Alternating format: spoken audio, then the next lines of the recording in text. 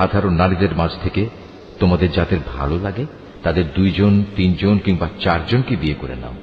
কিন্তু যদি তোমাদের এই ভয় হয় যে তোমরা একের অধিক হলে তাদের মাঝে ইনসাফ করতে পারবে না, তাহলে তোমাদের জন্য একজনই যথেষ্ট, কিংবা যে তোমাদের অধিকারভুক্ত তাদেরই যথেষ্ট মনে করে নাও। মনে রেখো, যৌনতার সীমা লঙ্ঘন থেকে বেঁচে থাকার জন্য এটাই হচ্ছে উত্তম ও সহজতর পন্থা। নারীদের তাদের মোহরানার অঙ্ক একান্ত খুশি মনে তাদের মালিকানায় দিয়ে দাও। অতঃপর তারা যদি নিজেদের মনের খুশিতে এর কিছু অংশ তোমাদের ছেড়ে দেয়, তাহলে তোমরা তা খুশি মনে ভোগ করতে পারো। অনুবাদগুলো আপনারা শুনতে পান। ওই সহজ সরল বাংলা অনুবাদ কোরআন মাজিদটি যদি আপনারা সংগ্রহ করতে চান, তাহলে শরীফুল আর্ট অফ নেচার পেজে মেসেজ করুন অথবা স্ক্রিনে দেওয়া নম্বরে হোয়াটসঅ্যাপে যোগাযোগ করুন।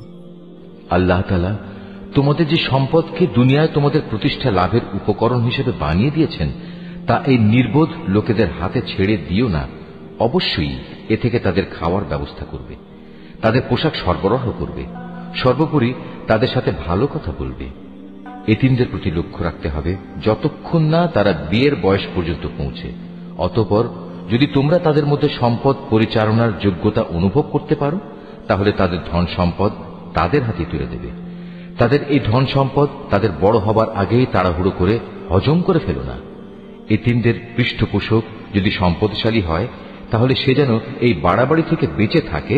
তবে হ্যাঁ, যদি সে পৃষ্ঠপোষক গরিব হয়, তাহলে সমাজের প্রচলিত নিয়ম অনুযায়ী সে যেন তা থেকে নিজের পারিশ্রমিক গ্রহণ করে।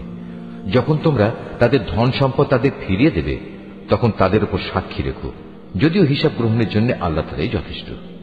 তাদের পিতামাতা ও আত্মীয় স্বজনদের রেখে যাওয়া ধন সম্পদে পুরুষদের যেমন নির্দিষ্ট অংশ রয়েছে, একইভাবে নারীদের জন্য সে সম্পদে নির্দিষ্ট অংশ রয়েছে, যা তাদের পিতামাতা ও আত্মীয় স্বজনরা রেখে গেছে। পরিমাণ অল্প হোক কিংবা বেশি, উভয়ের জন্য এর অংশ নির্দিষ্ট করে দেয়া হয়েছে। মৃত ব্যক্তির সম্পদ বন্টনের সময় যখন তার আপনজন, এতিম ও মিসকিনরা সেখানে এসে হাজির হয়, তখন তা থেকে তাদেরও কিছু দেবে এবং তাদের সাথে সুন্দরভাবে কথা বলবে। এতিমদের ব্যাপারে মানুষের এটুকু ভয় করা উচিত, যদি তারা নিজেরা মৃত্যুর সময় এমনি দুর্বল সন্তানদের পেছনে রেখে চলে আসত, তাহলে তাদের ব্যাপারে তারা এভাবে ভীত শঙ্কিত থাকত। অতএব তাদের ব্যাপারে আল্লাহকে ভয় করে চলা এবং এদের সাথে হামেশাই ন্যায় ইনসাফের কথাবার্তা বলা উচিত।